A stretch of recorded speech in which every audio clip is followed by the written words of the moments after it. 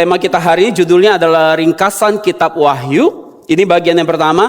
Dengan subtema judulnya adalah 5 musuh besar dan 3 jenis serangan kepada orang percaya. Tujuan saya menyampaikan tema ini yang judulnya ringkasan kitab Wahyu di dalam 2 bagian. Tujuannya adalah untuk memudahkan setiap saudara supaya ketika saudara membaca kitab Wahyu, ya, saudara tidak mengalami kesulitan. Jadi ini adalah untuk memudahkan kita mengerti kitab Wahyu secara umum dan meninjau secara garis besar, secara singkat, ya. Saya nggak bisa jelasin detail secara singkat, sehingga membuat saudara lebih memahami nanti waktu saudara membaca kitab Wahyu secara keseluruhan. Yang adalah menurut banyak orang adalah kitab yang sangat sulit buat dimengerti karena banyak lambang dan simbol-simbol di dalamnya. Jadi kalau saudara pernah mendengar saya menyampaikan khotbah saya di YouTube yang judulnya 7 Gereja di Asia Kecil, ada baiknya saudara mendengarkan pengajaran ini dulu. Ya, kalau saudara belum pernah dengar itu, baiknya saudara dengar ini dulu. Karena ini akan membantu saudara bisa lebih entry, lebih mudah mempelajari seluruh kitab Wahyu, salah satunya tentang 7 gereja di Asia Kecil. Jadi isi kitab Wahyu itu berisi tentang Yesus Kristus sebenarnya. Tentang apa yang akan Yesus kerjakan atau apa yang akan Yesus lakukan. Itu isi kitab Wahyu sebenarnya yang paling utama. Dan pekerjaan apa yang akan Yesus lakukan, ini hanya diberitahukan kepada siapa? Siapa yang bisa tahu tentang apa yang akan Yesus lakukan ini? Siapa orang yang dikasih taunya? Itu kepada yang namanya hamba-hamba Allah. Hamba-hambanya, hamba-hamba Allah. Dan salah satu hambanya yang dicatat di kitab Wahyu adalah namanya Rasul Yohanes. Jadi kita bisa menganggap bahwa kita hamba Allah, tapi Rasul Yohanes jelas Alkitab mencatat dia hamba Allah. Karena hari ini saudara banyak orang mengaku hamba tapi dia bukan hamba Allah. Wahyu 1 ayat 1 kita lihat. Inilah wahyu Yesus Kristus yang dikaruniakan Allah kepadanya supaya ditunjukkan kepada hamba-hambanya, betul? Ditunjukkan kepada hamba-hambanya. Jadi dikasih taunya sama hamba-hambanya. Apa yang harus segera terjadi? Dan oleh malaikatnya yang diutusnya, ia telah menyatakan kepada hambanya Yohanes, betul? Jadi Yohanes diakui sebagai hambanya, ya. Kalau kita semua di sini sedang berproses jadi hamba, tapi Yohanes sudah menang. Kenapa? Karena namanya dicatat di Alkitab, betul nggak? Jadi saudara, melalui ayat ini saudara harus tahu bahwa kitab Wahyu yang penuh dengan simbol-simbol maupun lambang-lambang dan banyak berisi tentang rahasia akhir zaman hanya diberitahukan kepada siapa? Kepada hamba-hamba Allah atau yang disebut bahasa Inggris bond servant. Jadi Tuhan perintahkan kepada malaikatnya untuk memberitahukan rahasia kitab Wahyu, rahasianya yang terjadi di akhir zaman ini dan diizinkan diberitahukan kepada mereka yang disebut hamba Allah. Karena itu sangat penting untuk kita belajar kualitas hamba Allah. Jadi apa ciri yang paling khas, ya, paling jelas tentang seseorang kalau disebut dia memenuhi kualifikasi hamba Allah atau bond servant, itu adalah bahwa seorang hamba dia menyadari bahwa dirinya tidak memiliki apapun. Sekali lagi, seorang hamba punya ciri apa? Dia menyadari bahwa dia tidak memiliki apapun. Bahkan termasuk apa? Nyawanya sendiri. Itu bukan miliknya. Jadi semua yang miliki itu milik tuannya, itu Tuhan. Termasuk nyawanya. Jadi melalui fakta ini memberitakan bahwa semua yang kita miliki, talenta, kesehatan, keahlian kita, kemampuan kita kelola bisnis, karir kita, uang, tabungan, rumah, bahkan pakaian yang kita pakai, ini bukan milik kita. Tetapi itu anugerah yang Tuhan kasih sama kita. Saudara setuju nggak sih Mas ini? Setuju ya? Kalau Tuhan nggak kasih kemampuan kita untuk memperoleh uang, untuk bisa beli pakaian, maka saudara, kita pun nggak bisa memiliki itu. Itu yang harus dimiliki kesadaran oleh seorang hamba. Istilah hamba Allah ini ya sebenarnya ditujukan kepada seorang yang seperti apa sih? Orang yang terikat hubungan kerja, terikat dengan sebuah pekerjaan tanpa perlu dibayar. Jadi orang yang kerja nggak dibayar. Kenapa? Karena kalau saudara ingat konsep ini di Alkitab bahwa seorang yang adalah budak di rumah tuannya di zaman Alkitab dulu, Saya nggak bilang sekarang ya. Kalau pembantu rumah tangga kita, asisten rumah tangga kita dibayar, betul nggak? Tapi kalau zaman dulu, kalau saudara disebut sebagai budak, saudara dibeli di pasar budak, dibeli, dibawa pulang, dan saudara udah dibayarnya nggak pakai gaji, cuma dibayarnya pakai dikasih makan, udah. Dan saudara ini diperlakukan nggak sebagai manusia, diperlakukan sebagai alat doang. Jadi misalnya sama seperti keledai atau seperti sapi, seperti mesin traktor, hanya aset, ya. Jadi bukan manusia, tapi cuma alat. Itu zaman konsep di Alkitab seperti itu sebenarnya. Nah, jadi dia nggak punya tujuan hidup yang lain. Tujuan hidupnya hanya kerja, makan, minum, tidur, besok kerja lagi. Udah begitu aja. Dan kalau tuannya mau pakai dia dengan apapun alasannya dia harus taat. Misalnya tuannya suruh dia malam-malam suruh dia pergi melakukan sesuatu ya yang berat, meskipun dia lagi tidur dia harus kerjain. nggak boleh nolak. Nolak bisa dibunuh. Sebegitunya konsep hamba. Jadi kalau tuannya nggak senang sama dia, tuannya mau tabok, mau hajar, mau pukul, dia harus diam aja, terima. Nah, saudara, konsep hamba ini, saudara bisa nonton nanti film biar ada bayangan. Saudara bisa nonton film Harriet, saya nggak tahu saudara pernah nonton nggak? Ini kisah nyata. Ini film bagus sekali. Seberapa banyak saudara udah nonton? Belum ya, saudara perlu nonton. Ya, bagus sekali. Film ini cerita tentang seorang perempuan yang memperjuangkan kebebasan hak kulit hitam. Jadi di situ saya bisa lihat di film itu dikisahkan ada satu keluarga yang melahirkan anak di rumah tuannya. Jadi dia hamba, budak ya. Jadi pasangan suami istri budak, lahirin anak. Waktu anak itu lahir statusnya udah budak, hamba. Jadi anak ini nggak punya tujuan hidup apapun selain mengabdi kepada tuannya, orang tuanya. Nah seperti itu, budak adalah konsepnya bahwa dia hanya melakukan apa yang menjadi tuannya mau. Dia tidak punya tujuan hidup yang lain selain melayani tuannya. Kalau tuannya mulai nggak suka dengan pelayanan dia, tuannya berhak untuk bunuh dia. Itu konsep di Alkitab sebenarnya. Saudara bilang, ih sadis banget. Tapi seperti itu konsepnya. Tapi beda sekarang konsep hamba Tuhan di zaman sekarang, betul gak? Hamba Tuhan yang zaman dulu, kalau saudara lihat misalnya kayak Paulus, seperti Petrus, mereka hamba Tuhan yang banyak alami penderitaan. Paulus bilang dia berapa kali hampir mau mati. Jadi beda sama konsep hamba Tuhan zaman sekarang. Kalau hamba Tuhan zaman dulu di Alkitab mereka sengsara, ya sengsara sekali hidupnya demi berita Injil. Kalau konsep hamba Tuhan sekarang beda, mereka pakai Injil buat apa? Cari uang, buat membiayai gaya hidup mereka yang mewah. Beda sekali konsepnya dulu sama sekarang. Itu sebabnya hamba Tuhan yang dulu lebih bisa punya hati yang sungguh-sungguh melekat sama Tuhan. Karena hidupnya susah. Saya harus tahu waktu hidup kita enak, kalau kita jadi hamba Tuhan hidup kita semakin enak. Kita semakin gak mau melekat sama Tuhan, melekatnya sama materi. So ngerti maksud saya? Saya bisa ngikutin maksudnya. Jadi beda sekali konsep zaman dulu di Alkitab yang disebut hamba Allah sama sekarang. Tetapi bedanya apa? Kalau hamba budak yang seperti ini, di dalam kisah ini, mereka lakukan mungkin dengan terpaksa. Kalau kita, hamba Allah, kita lakukan dengan rela. Kenapa kita rela mengabdikan diri kita kepada Tuhan, yaitu Tuhan kita? Betul?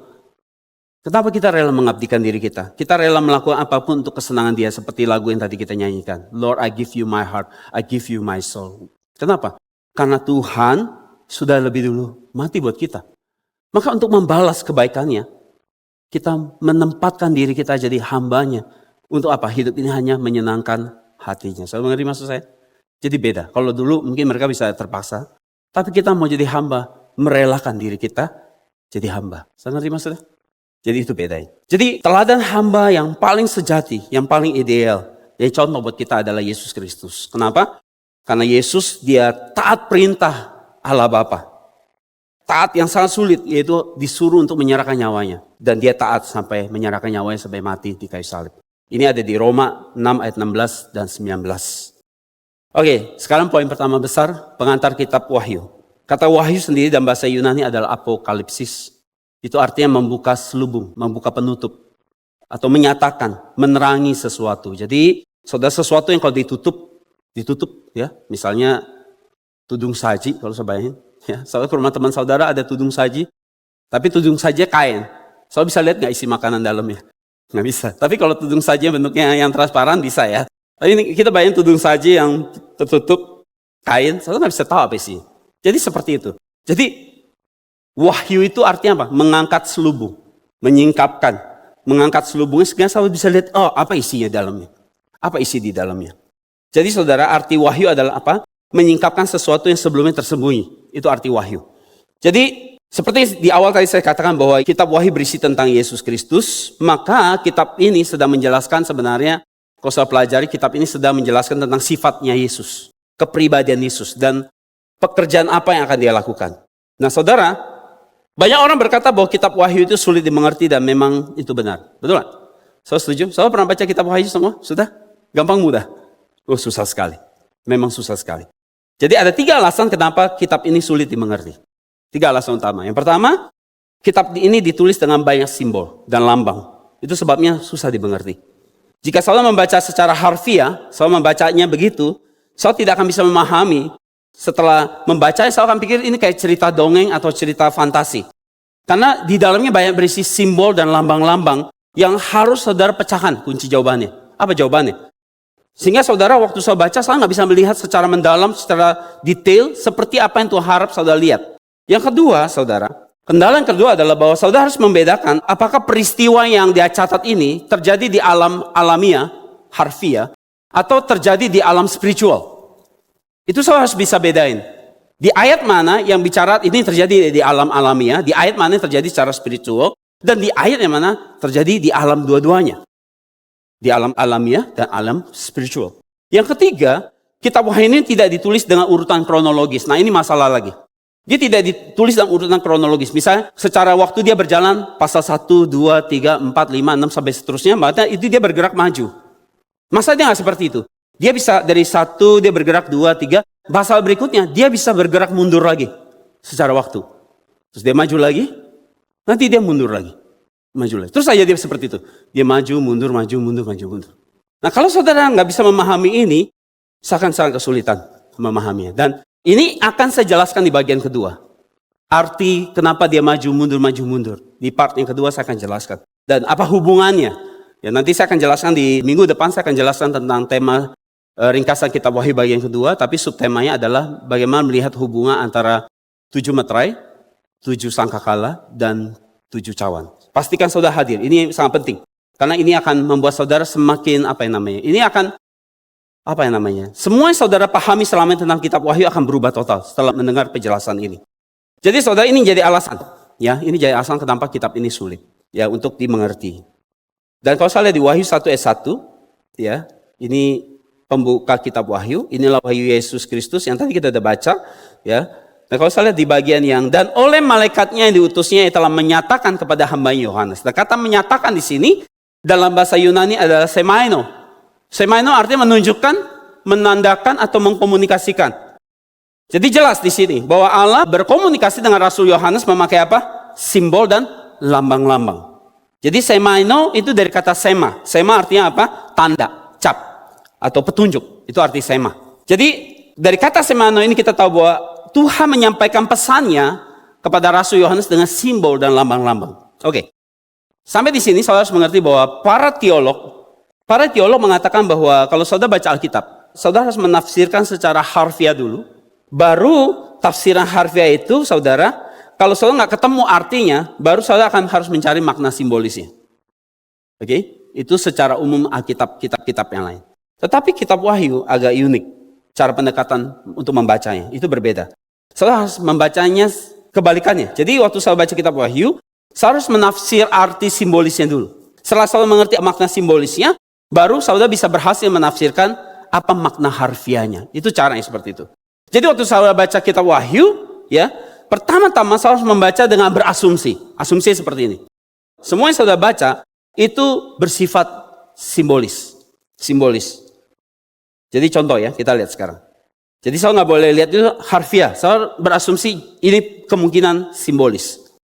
Jadi saya contoh, Wahyu 1:13. Ayatnya katakan begini, dan di tengah-tengah kaki Dian, itu ada seorang serupa anak manusia. Betul? Berpakaian jubah yang panjang sampai ke kaki dan dadanya berlilitkan ikat pinggang dari emas. Kalau saya baca secara harfiah, siapa anak manusia di sini? Siapa anak manusia di sini? Yesus, betul. Yesus. Jadi kalau saya baca ini secara harfiah, saya akan lihat gini. Yesus sedang berdiri dengan di depannya ada banyak lampu-lampu itu loh, kaki Dian. Itu saya baca secara harfiah. Betul gak? Tetapi bukan seperti itu membacanya. Tadi saya katakan bahwa kita harus tahu bahwa ini pasti simbolis. Maka kalau ini simbolis, kaki Dian ini simbolis, maka kita harus pecahin apa arti harfiahnya. Betul? Betul? Jadi selalu nggak boleh bacanya, bayangin langsung ada kaki Dian gitu ya, lampu-lampu itu ya. Kaki Dian itu di depan Yesus, kaki Dian. So, harus mengerti, harus pecahin apa ini arti kaki Dian ini. Oke? Jadi sekarang bagaimana kita menafsirkannya? Yang pertama, kita harus menemukan kunci untuk membuka arti simbol itu. Dari mana kita cari jawabannya? Dari kitab Wahyu itu sendiri. Misalnya, tadi kita mau cari tahu tentang kaki Dian kan? Apa sih artinya? Nah, kita punya jawabannya sebenarnya. Sudah ada jawabannya dari kitab Wahyu itu sendiri. Di mana contohnya? Jawabannya ada di mana? Wahyu 1:20. Perhatikan baik-baik.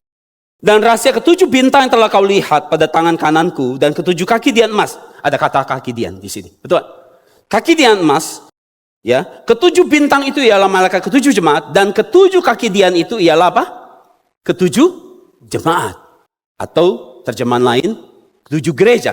Jadi jelas, kita punya kunci jawaban sekarang untuk membuka simbol. Kakidian berarti sama dengan jemaat atau gereja. Betul?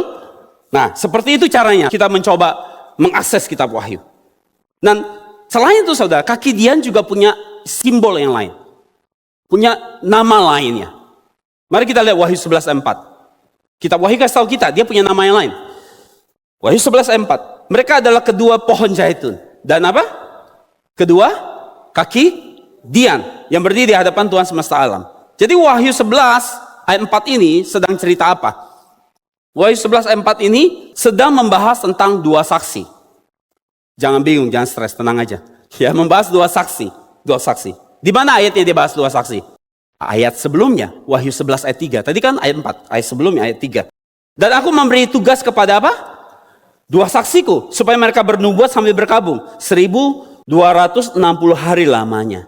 Baru ayat 4 tadi, dia bahas tentang bahwa mereka itu dua pohon zaitun. Dan mereka itu dua kaki Dian. Siapa? Dua saksi. Jadi saudara, sekarang dua saksi disimbolkan sebagai dua kaki Dian dan juga dua pohon zaitun. Maka kita lihat bahwa sekarang ada istilah yang lain, istilah pohon zaitun.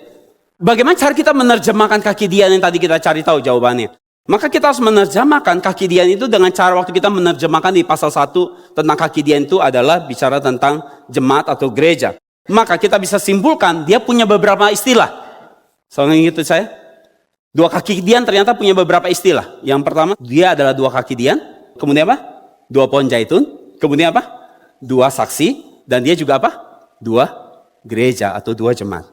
Seperti itu. Jangan stres. Ya. Dari wajahnya kayak udah mulai agak stres. Tenang aja. Kita perlu membiasakan aja. Seperti ini. Jadi seperti itu selalu baca kitab Wahyu.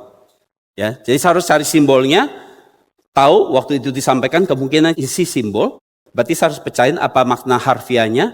Cari jawabannya di mana? Kitab Wahyu itu sendiri. Oke?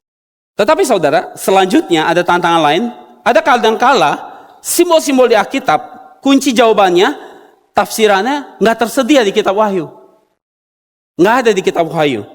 Itu hanya bisa kita ketemu kalau kita menelusuri seluruh isi Alkitab.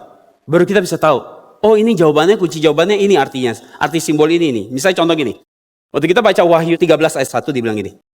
Lalu aku melihat seekor binatang keluar dari dalam laut. Bertanduk 10, berkepala 7. Di atas tanduknya terdapat 10 mahkota. Dan pada kepalanya tertulis nama-nama hujat. Oke? Jadi saudara sekarang semakin sulit dimengerti. Kalau kita tidak mengerti arti simbol ini. Dikatakan ada muncul binatang.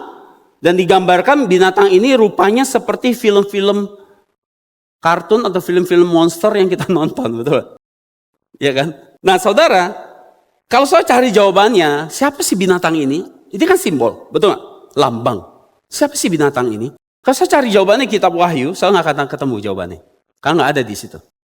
Itu hanya ketemu kalau saudara telusuri seluruh isi Alkitab dan saudara ketemu. Apa ini artinya? Nah yang kedua, jadi kita harus mencari jawabannya di seluruh isi Alkitab. Itu caranya. Oke? Dan hanya dengan menelusuri seluruh isi Alkitab, saudara akan menemukan penjelasan tentang siapa sih binatang ini dan jawabannya ada di mana? Disembunyikannya di mana? Disembunyikan di kitab Daniel. Daniel 7 ayat 23 kita baca. Maka demikianlah katanya, binatang yang keempat itu ialah apa? Kerajaan yang keempat yang ada di bumi. Yang akan berbeda dengan segala kerajaan dan akan menelan seluruh bumi, menginjak-injaknya dan meremukannya. Jadi binatang keempat itu adalah gambaran apa? 4 kerajaan. 4 kerajaan atau 4 negara. Kalau zaman sekarang Inggris ya bentuknya kerajaan. Ya kan? Jepang bentuk kerajaan. Tapi kebanyakan sekarang negara bentuknya apa? Negara ya. Negara. Jadi bisa kita sebut sebagai 4 negara atau 4 kerajaan yang ada di bumi. Dan binatang ini melambangkan apa? Kerajaan atau negara. Itu sudah jawabannya. Jadi di Wahyu yang dilihat oleh Yohanes itu adalah sedang bicara apa? Kerajaan atau negara. Jadi Daniel 7:17 kita lihat contoh yang lain. Binatang-binatang besar yang 4 ekor itu ialah 4 raja. Betul? Yang akan muncul dari dalam bumi. Jadi 4 ekor binatang besar ini adalah 4 raja.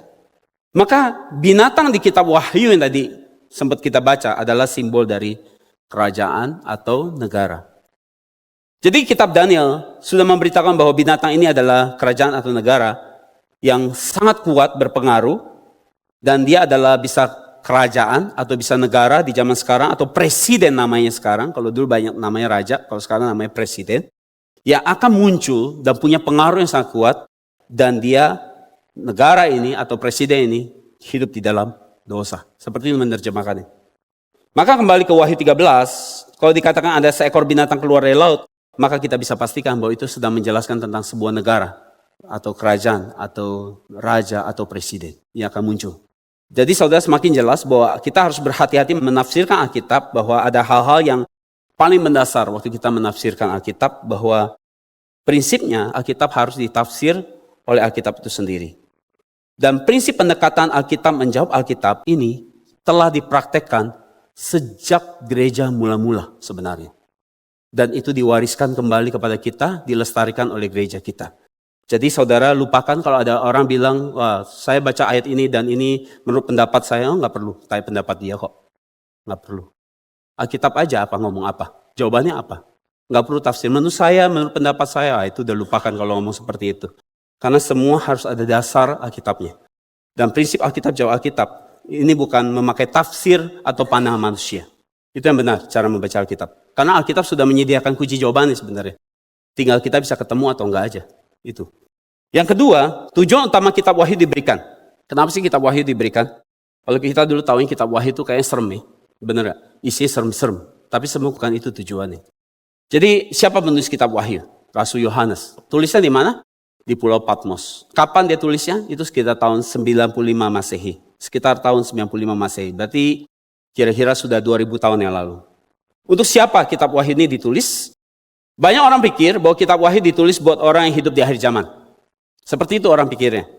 Tetapi saudara, kalau orang berpikir bahwa ini kitab ditulis sama orang yang nanti akan hidup di akhir zaman, orang akan berpikir gini, oh saya nggak hidup di akhir zaman, saya nggak lagi hidup di akhir zaman. Kenapa? Kalau saya nggak hidup di akhir zaman, saya nggak perlu tahu dong tentang isinya. Itu nggak ada urusan sama hidup saya keburu mati, jadi saya nggak perlu tahu isinya. Tetapi masalahnya nggak seperti itu. Saya harus tahu bahwa kitab Wahyu itu berisi tentang apa sih? Jadi isi kitab Wahyu itu mencakup kurun waktu dari sejak Yesus kedatangan pertama, kemudian Yesus mati, era gereja mula-mula, kemudian baru sampai era kedatangan Yesus Kristus yang kedua. Jadi kitab Wahyu mencakup kurun waktu itu. Yesus kedatangan pertama, Yesus yang mati, gereja mula-mula mulai mengalami perkembangan, sampai nanti kedatangan Yesus kedua. Maka kita bisa mengerti bahwa semua orang kudus yang hidup di zaman era kedatangan Yesus yang pertama, sampai zaman kita yang sekarang lagi mau nyambut kedatangan Yesus yang kedua, kitalah yang dimaksudkan kitab Wahyu itu sebenarnya. Jadi kenapa kita harus aware? Kenapa ini menyangkut hidup kita, kitab Wahyu ini? Karena kalau saya lihat dari sejak Yohanes menulis kitab Wahyu, kondisi rohani dunia tidak berubah. Dari dulu, sekarang, dan sampai Yesus datang kedua akan sama kondisi rohaninya. Jadi waktu Rasul Yohanes menulis kitab Wahyu, ya saudara, dia hidup di zaman kekaisaran Roma. Kekaisaran Romawi. Jadi Yohanes hidup sejaman dengan apa yang dialami Yesus. Yesus juga hidup di zaman kerajaan Romawi. Itu sebabnya kitab Wahyu banyak menyinggung tentang simbol kerajaan Romawi sebenarnya. Dibentuk dalam bentuk simbol. Dan binatang ini, ya, atau raja, sebenarnya binatang raja atau kerajaan, mereka menganiaya orang percaya di masa pemerintahan Romawi. Jadi kenapa kita mempelajari kitab Wahyu? Karena kalau kita lihat dari sejarah sejak kedatangan Yesus yang pertama, yaitu di zaman kerajaan Romawi, sampai kedatangan nanti Yesus yang kedua, keadaan dunia nggak berubah. Polanya sama, bahwa raja-raja yang jahat, pemerintahan yang jahat, orang berdosa, terus menganiaya orang percaya. Jadi itu yang terjadi. Meskipun zaman dulu kerajaan Romawi, zaman sekarang mungkin yang berkuasa Cina, Amerika, betul, Rusia. Tapi pola dunia, keadaan rohani nggak berubah.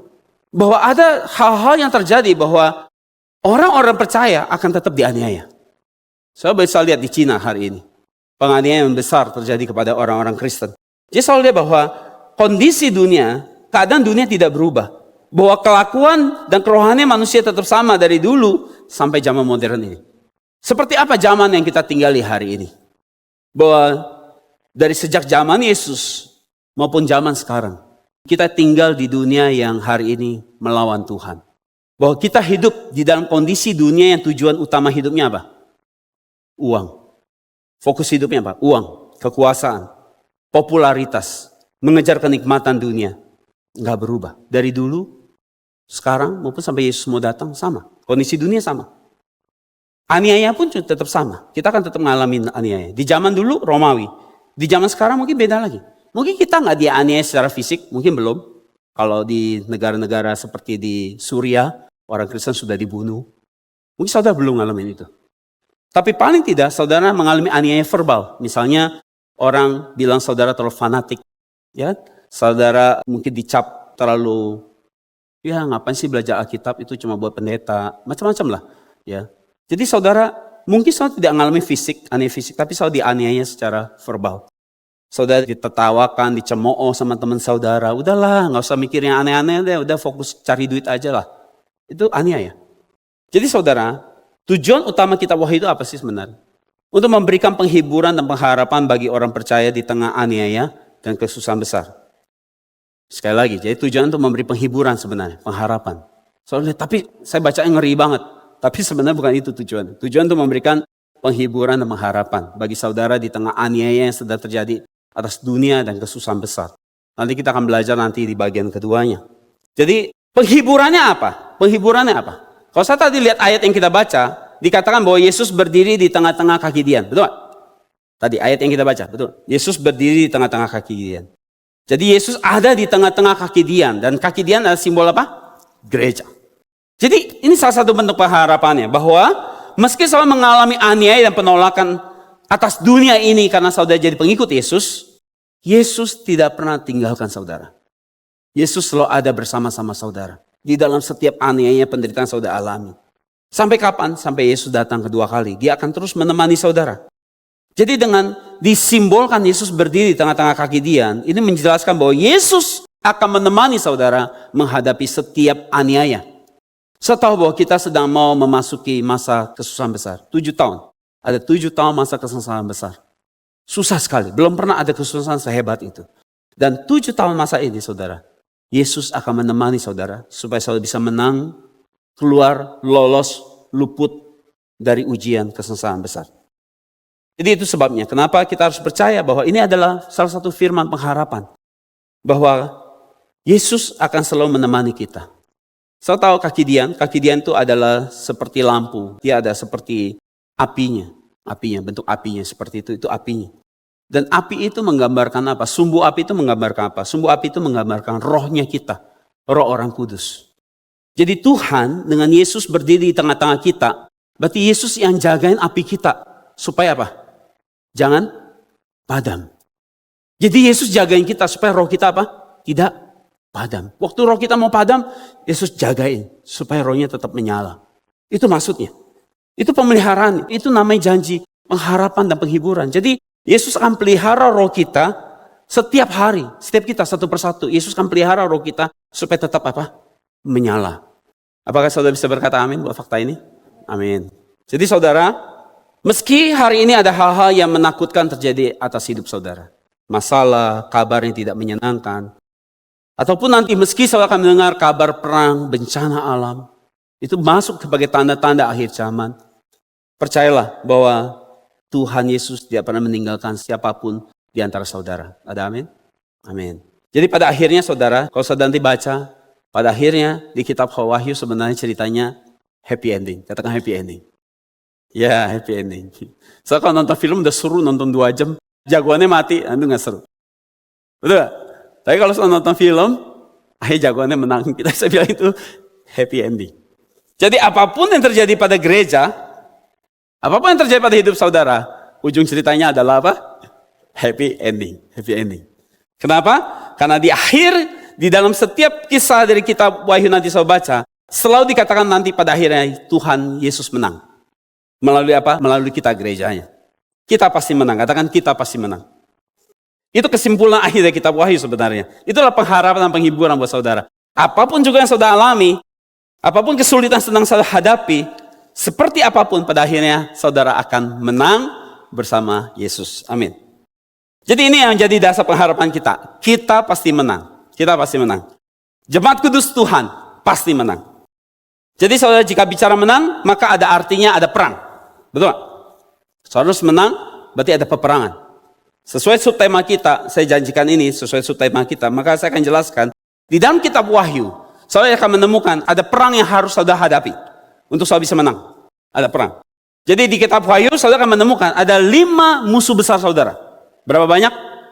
5 musuh besar. Dan 5 musuh besar saudara ini akan melakukan serangan kepada saudara dengan serangan 3 jenis serangan. Berapa musuh? 5. Serangannya ada berapa? 3. Di kitab Wahyu saya akan menemukan pola itu. Kita lihat sekarang. 5 musuh dan 3 jenis serangan. Jadi musuh yang pertama. Musuh yang pertama namanya naga besar. Saya jangan bayangin ini seperti naga-naga yang pas Sincia ya. Ya, di Sincia kan suka ada Imlek. Gambar naga-naga yang di...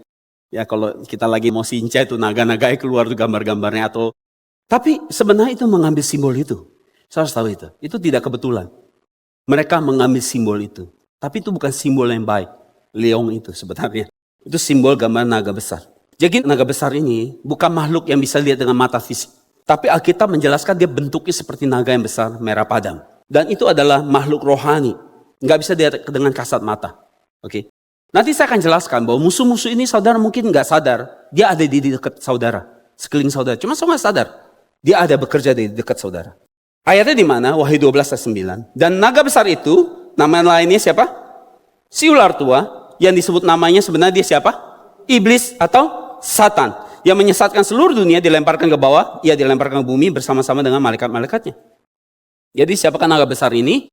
Ini adalah ular tua. Dia adalah simbol daripada iblis atau Satan. Dan di dalam naga ini, di dalam dirinya kita sudah pernah belajar. Di tema Gog-Magog, kalau saya tidak salah, itu bahwa naga ini adalah, dia juga kalau Tuhan punya Tritunggal, dia juga punya Tritunggal. Dia suka niru. Trinitas yang jahat namanya, Tritunggal yang jahat. Dan musuh yang kedua adalah binatang yang keluar dari laut. Ini kita sudah pernah selidiki juga. Binatang yang keluar dari laut, ini ada di Wahyu 13 ayat 1-2. Saya bisa baca sendiri di depan, untuk menghemat waktu. Jadi ini binatang yang keluar dari laut. Binatang yang keluar dari laut ini, dia menerima kuasanya dari siapa? Naga besar. Bosnya siapa? Naga besar, iblis. Dia dapat kuasa dari naga besar ini. Jadi naga besar ini memberi kuasa kepada binatang yang keluar dari laut. Siapa binatang keluar dari laut ini? Itulah antikris yang tadi kita baca. Dialah antikris itu.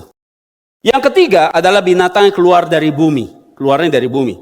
Dan siapa dia binatang keluar dari bumi? Ini adalah nabi-nabi palsu. Ini ada di Wahyu 13 ayat 11. Dan aku melihat seekor binatang lain keluar dari dalam bumi dan bertanduk 2 sama seperti anak domba tuh. Dia niru-niru Yesus seperti anak domba. Dan dia berbicara seperti seekor tapi ngomongnya seperti apa?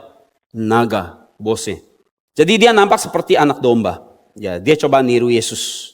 Coba niru kelakuan Yesus. Tapi dia bicara seperti naga. Yang keempat adalah pelacur besar atau nama lainnya Babel.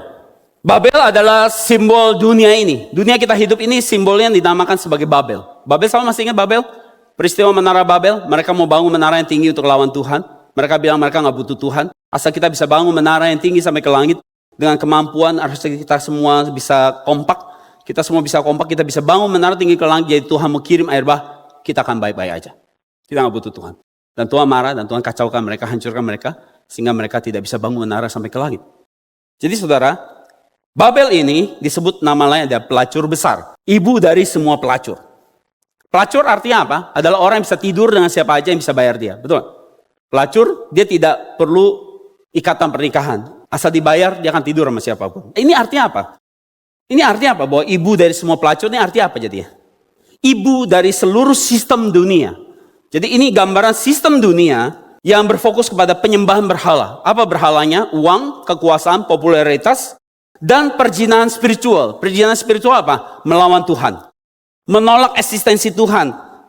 Dengan cara apa? Mengabaikan perintah dan firman-Nya. So lihat ayat referensi ada di Wahyu 17 ayat 1. Lalu datang seorang dari ketujuh malaikat yang membawa ketujuh cawan itu dan berkata kepadaku, mari ke sini, aku akan menunjukkan kepadamu putusan atas siapa? Pelacur besar yang duduk di tempat yang banyak airnya. Dan ayat 5 ditulis gini. Dan pada dahinya tertulis suatu nama, suatu rahasia, Babel besar.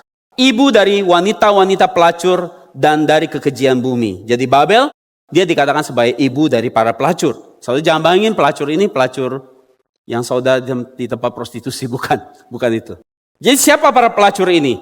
Adalah mereka yang berpartisipasi dengan ajaran ibu mereka tentunya. Betul gak? Kita kalau punya anak, kita ngajarin nilai-nilai kita kan ke anak kita. Nah ini adalah orang yang ikut partisipasi dalam ajaran ibu mereka. Yaitu apa? Penyembahan berhala dan perzinahan spiritual. Itu apa? Menolak eksistensi Tuhan. Itu perzinahan. Jadi saudara yang kelima. Musuh yang kelima adalah orang-orang yang menerima tanda binatang itu. Apa tandanya? Berapa angkanya? 666. Tandanya ini 666. Kenapa angkanya 666? Saya sudah pernah jelasin. Kenapa enggak 444 atau 333? Karena manusia diciptakan di hari keberapa? Ya, 6. Dan manusia terdiri dari berapa bagian? 3. Apa aja? Tubuh, jiwa, roh. Kenapa 6? 6 ada tanda penciptaan manusia. Dan manusia diciptakan di hari 6 jatuh dalam dosa. Betul? Betul? Adam jatuh dalam dosa. Manusia diciptakan hari 6, Adam jatuh dalam dosa. Jadi 6 itu artinya angka kejatuhan juga. Angka kejatuhan manusia. Apa yang jatuh? Tubuhnya jatuh, jiwanya jatuh, rohnya jatuh. Makanya 666. Jadi ini gambaran orang yang gak bisa lagi menerima hal rohani. Orang yang menolak Tuhan. Itu dia akan terima angka 666. Jangan bayangin ada 66 di sini. Tapi itu orang yang artinya gak bisa lihat Tuhan, gak bisa lihat firman. Nah itu dia. Gak percaya dunia rohani. Fokusnya hanya kepada hal-hal materialisme. Itu orang yang udah terima tanda itu sebenarnya. Oke, gak ada waktu banyak waktu jelasin. Sekarang kita lihat 5 musuh kita serang kita dengan 3 jenis serangan. Yang pertama, serangannya namanya penganiayaan atau aniaya. Jadi mereka akan aniaya gereja atau umat kudus Tuhan yang sejati, baik secara fisik dibunuh, dicelakai, ataupun secara verbal. Itu akan dilakukan sama siapa? Ini akan dilakukan oleh binatang yang tadi keluar dari laut. Dia akan kerjain ini. Dan sama siapa? Sama orang-orang yang pakai tanda 666 itu. Jadi nanti orang yang nyiksa kita adalah orang-orang yang jadi lawan Tuhan. Manusia, jangan bayangin siapa-siapa gitu. Manusia yang udah pegang ideologi binatang itu, yaitu materialisme. Jadi di balik seluruh aniaya ini, otaknya siapa? Naga besar itu. Iblis. Itu otaknya, aktornya. Yang kedua, lewat yang namanya propaganda. Jadi propaganda ini dilakukan oleh siapa? Oleh binatang yang keluar dari bumi. Kenapa? Karena binatang keluar dari bumi adalah nabi palsu, guru palsu, pemimpin-pemimpin gereja yang mengajarkan ajaran yang menyimpang dari firman Tuhan. Jadi mereka akan mempromosikan ajaran-ajaran menyimpang daripada firman Tuhan. Misalnya hyper grace atau Injil kemakmuran. Ya, bahwa kita nggak perlu lagi menjalani kehidupan iman yang kudus, asal percaya udah pasti ke sorga. Orang-orang ini mengajarkan ajaran yang menyimpang. Dan kemudian salah satunya mereka selain mengajarkan ajaran yang menyimpang dari firman Tuhan, sehingga banyak orang digiring dan percaya. Ya, mereka pakai ayat Alkitab. Banyak orang percaya bahwa keselamatan semudah itu. Kenyataan tidak seperti itu. Kalau menurut Alkitab. Dan selain itu mereka akan melakukan propaganda menfitnah orang yang justru imannya sungguh-sungguh. Mereka bilang, lu hati-hati ke gereja itu. Gereja itu sesat. Itu ajaran yang gak benar. Padahal mereka sendiri yang telah menyimpangkan firman Tuhan. Dan banyak orang percaya. Dan kemudian siapa yang akan bantu mereka untuk menganiaya kita? Orang yang pakai 66 lagi. Yang percaya sama ajaran itu, doktrin itu. Yang ketiga, lewat godaan. Lewat godaan. Lewat menggoda kita. Melalui apa? Melalui hal-hal yang kita suka. Dan mereka tahu hal-hal yang kita lemah.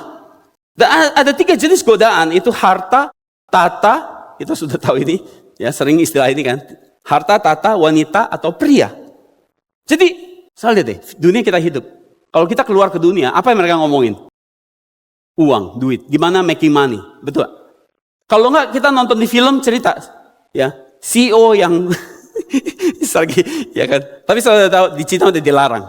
Nggak boleh lagi ada cerita CEO itu. Ya, pemerintah Cina bilang itu menjanjikan harapan palsu, ya kan. Ya, cerita gembel, nggak taunya CEO, gitu kan.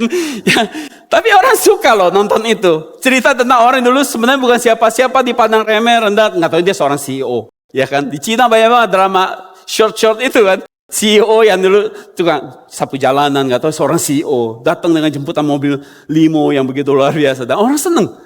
Itu yang disuka. Kalau nggak bicara soal uang, bicara tentang apa? Film, percintaan, romansa, seks. Betul nggak? Lihat deh dunia kita hidup. Nggak jauh-jauh dari situ. Jadi saudara, mereka akan menggoda di area yang kita lemah. Kalau kita nggak lemah soal uang, kita lemah soal wanita, kita akan digoda soal wanita. Dia tahu tombol-tombol mana pencet kita loh.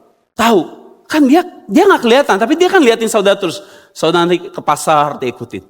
Saudara ke gereja, dia juga ikutin. Terus dia dengerin saudara ngomong apa. Saudara ngomong ya. Dia akan dengerin saudara ngomong apa. Dia akan ikutin terus. Tapi saudara nggak bisa lihat mereka. Tapi mereka liatin saudara. Dia jadi tahu respon saudara. Kadang-kadang dia tes dikit-dikit. Kena. Berarti lemah di situ. Serem loh, serem banget. Kalau saudara nggak cinta uang, nggak cinta wanita atau pria, saudara pengen populer, pengen dilihat orang, dia akan pakai keinginan tenar. Lihat saudara, ngeri sekali. Ini ngeri sekali. Dan siapa yang kerjain ini? Menggoda kita. Siapa kaki tangannya? Mereka adalah orang yang pakai tadi 6 lagi. Selalu. Jadi mereka bisa serang kita pakai apa? Aniaya. Kadang-kadang mereka serang kita pakai apa? Propaganda, fitnah kita, atau mendoktrinasi kita dengan ajaran yang gak benar. Atau ketiga, dengan godaan-godaan. Jadi saudara, yang dipakai siapa? Orang yang pakai 6 itu. Contoh gini saudara. Saya pernah baca berita gak? Gadis-gadis muda, atau bekas K-pop Korea yang masih muda, belasan tahun, atau baru 20 tahun. Tiba-tiba pindah ke industri pornografi. Pernah baca beritanya? Kok saya lihat mukanya, wajah-wajahnya itu masih polos, masih lugu loh. Kok dia mau sih masuk ke dunia industri itu, kasih lihat badannya ke seluruh dunia gitu. Kenapa? Karena apa? Ingin cepat dapat uang. Apa itu? Ideologi materialisme lagi. So tahu belakangnya ada yang lagi viral. So ngikutin nggak beritanya? Epstein, yes? So ngikutin? Epstein ini, saudara, dia ditangkap. Karena apa? Dia memakai jasa anak-anak usia 14-17 tahun buat pemuas seks. Dan dia punya sebuah pulau. Pulau ini ada tempat di mana dia bawa semua anak-anak yang masih gadis ini, masih lugu, untuk jadi pemuas seks di situ. Ada yang sadar, ada yang nggak sadar intinya. Tapi intinya semua diiming-iming. Iming-imingnya soal apa? Ujung-ujungnya. Kenapa pada mau? Masih gadis-gadis kecil gitu. Uang. Dan saudara tahu siapa yang datang ke sana? Presiden dunia. Siapa? George Bush. Yang lagi viral, lagi diserang siapa? Donald Trump. Ya, Donald Trump pernah ke pulau itu. Bill Gates, orang kaya. Siapa artis? Ya, Daniel DiCaprio pernah ke situ. Bruce Willis, Mick Jagger, Presiden Amerika banyak sudah ke situ. Bill Clinton, Obama, terus kemudian siapa lagi? Ada George Bush pernah ke sana juga di pulau itu. Yang punya Michael Bloomberg, stasiun TV tentang ekonomi, pernah jajan ke sana. Dan suatu saat orang ini ditangkap, di penjara, dan di penjara dia bunuh diri. Tapi di hari itu CCTV di penjara bisa-bisa mati semua. Jadi hampir ini kita dicurigai dia belum mati sebenarnya. Kenapa? Karena dia mengantongi begitu banyak rahasia pemimpin dunia. Dan salah satu saksinya, waktu saya baca, satu perempuan yang pernah dilecehkan di sana, salah satu saksinya, dia berdiri dan membela, dan baru April tahun lalu, 2025, waktu dia membela kasusnya, dinyatakan bunuh diri. Jadi saya lihat ngeri banget lawan. Saya lihat orang kalau udah punya kekuasaan, bebas ngapain aja. Betul gak? Serem. Saya jangan pikir itu cuma di film loh, ternyata itu ada. Dan kenapa anak-anak gadis ini mau lakukan ini semua? Mereka dijanjiin. Karena ini orang-orang hebat kan. Dijanjiin dapat karir kerjaan yang bagus, dikasih fasilitas yang mewah, dikasih duit saudara. Jadi saudara, kalau lihat orang kalau udah kaya kentut juga tetap wangi. Gak ada yang berani. Wangi. Coba orang miskin kentut. Aduh, busuk banget kentutnya gitu kan. Itu kondisi dunia. Dan saya lihat kenapa mereka mau. Karena mereka anak-anak ini terpikat dengan apa? Uang, materialisme, kenyamanan hidup. Itu ideologi daripada iblis. Jadi saudara kesimpulan. Jadi lewat pembelajaran ini tujuannya adalah supaya saudara aware bahwa 5 musuh itu jelas. Dia ada di dekat kita, dia sekeliling kita. Dia terus menggoda kita. Dia terus menganiaya kita, melakukan propaganda dengan 3 serangan. Dan kunci rahasianya untuk kita bisa menang adalah kita harus terus berjaga-jaga dan waspada. Berjaga-jaga dan waspada. Jadi 5 musuh kita akan menyerang kita dengan 3 jenis serangan. Sehingga kita harus terus berjaga-jaga dan waspada. Karena di saat kita merasa kuat, di saat kita puas dengan iman kita, justru itu akan menempatkan kita di dalam posisi yang sangat berbahaya. Karena itu akan membuat kita tidak lagi waspada dan berjaga-jaga. So, tahu gak? Orang kalau baru belajar nyetir, ya biasa pasti ada masalah ya, nabrak. Ada lah ya. Tapi kalau orang udah belajar nyetir, biasanya mereka akan sangat hati-hati, betul gak? Hati-hati. Tapi paling banyak orang nabrak adalah apa? Kalau udah lancar nyetir sebenarnya. Kenapa? Udah percaya diri. Nah saudara percaya diri ini ada bahaya. Karena waktu kita percaya diri, kita nggak mengandalkan Tuhan. Jadi itu sebabnya saudara, posisi kita harus tahu. Waktu kita merasa nyaman dengan pencapaian kita, iman kita, maka kita jadi nyaman dan kita nggak berjaga-jaga. Nah, prinsipnya Lukas 21:36 katakan apa? Berjaga-jagalah apa? Setiap waktu. Setiap waktu. Dan selalu berdoa supaya kamu mendapat kekuatan bisa melepaskan diri dari serangan mereka. 1 Tesalonika 5 ayat 6 katakan, sebab itu janganlah kita tertidur seperti orang lain. Tetapi apa? Terjaga dan waspada. Selalu. Waktu kita merasa nyaman, disitulah kita akan dihantam.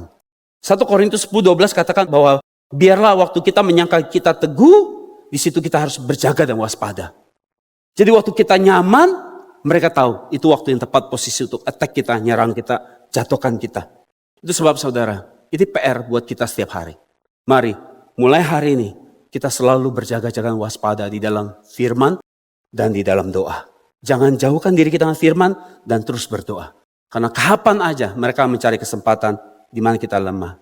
Jadi prinsipnya saudara, stay humble and stay alert. Karena kita nggak tahu, mereka akan terus bekerja untuk menyerang kita. Amin, mari kita berdoa.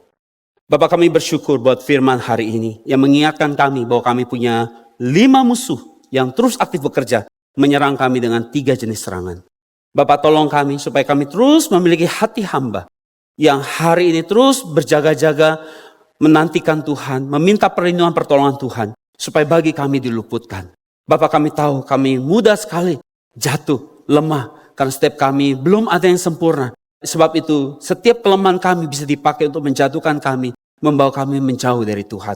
Karena itu Bapak, kami mohon, Bapak, kiranya kami merendahkan hati kami di hadapan-Mu, supaya kiranya Engkau menjaga dan melindungi jalan-jalan kami. Supaya kami bisa berjalan di jalan ketetapan-Mu, berjalan di dalam jalan menyenangkan hati-Mu. Bapak, jika hari ini juga ada setiap kami yang bergumul dengan sakit, persoalan pribadi kami, masalah pekerjaan kami, Bapak, tolong setiap kami yang sedang bergumul dengan kondisi kami hari ini. Biarlah Tuhan, Engkau hari ini membawa kami bisa keluar dari setiap persoalan yang kami hadapi. Dan kalau kami pun belum keluar, kiranya buat kami mengerti apa yang kami bisa belajar dari setiap proses kehidupan ini. Terima kasih Bapak, kami ucap syukur bahwa firman berharga yang Kau tinggalkan bagi kami, yaitu Alkitab, menafsirkan Alkitab. Kami mengucap syukur, kami menaikkan doa kami dalam satu nama yang berharga, yaitu di dalam nama Yesus. Sama-sama kita katakan, amin, haleluya. Mari kita beri kemuliaan buat Tuhan.